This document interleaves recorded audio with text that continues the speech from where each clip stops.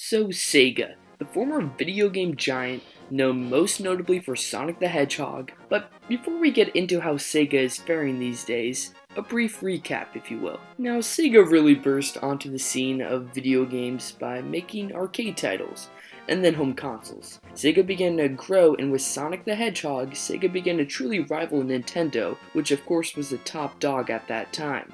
However, with the Dreamcast in the late 1990s and early 2000s, Sega couldn't seem to keep up with the competition, and now just publishes video games instead of making home consoles.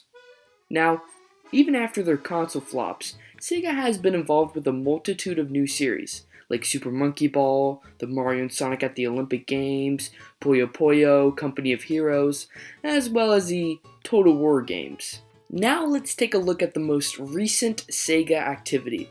Well, they're not winning over any favors with the website looking like this. Okay, we've got some whatever this stuff is, and oh hey, that port of that one bad Super Monkey Ball game. Yeah, not much here. We don't have a lot of big hitters, but let's take a closer look. Troy, a Total War saga, which is something I haven't even heard of, even as a bit of a Total War fan myself, and an anniversary bundle of Bayonetta, as well as some other game. Football Manager, which is the definition of not my cup of tea. A new Mario and Sonic game, which did mediocre but died in popularity about a minute after releasing.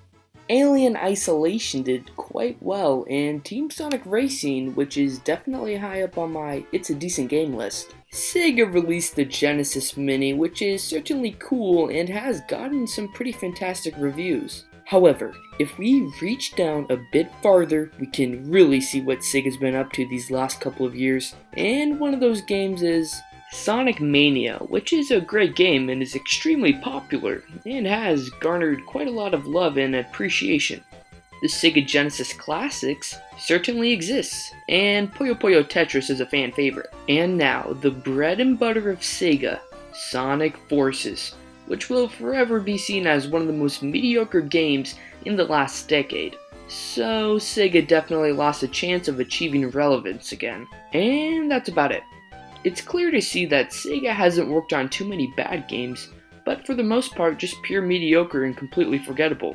Or I don't know, maybe it's just me and I'm just not that excited for Hatsune Miku Project Diva Mix. Sonic Mania and Puyo Puyo Tetris are definitely some of the most notable entries in recent years, but the attempts on Sonic just haven't worked out too well overall. I was somewhat surprised to see how many games Sega has put on mobile devices.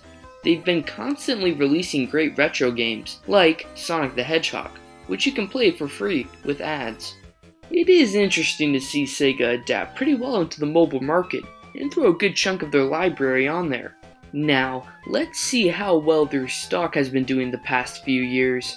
Yep, that looks about right. Sega has definitely fallen, and seems to be continually climbing down a ladder of demise, with games that just seem to be missing the mark. But there is still hope with games like Sonic Mania, and it proves that Sega still has it in them to not botch things up. Oh, so that's what they've been doing.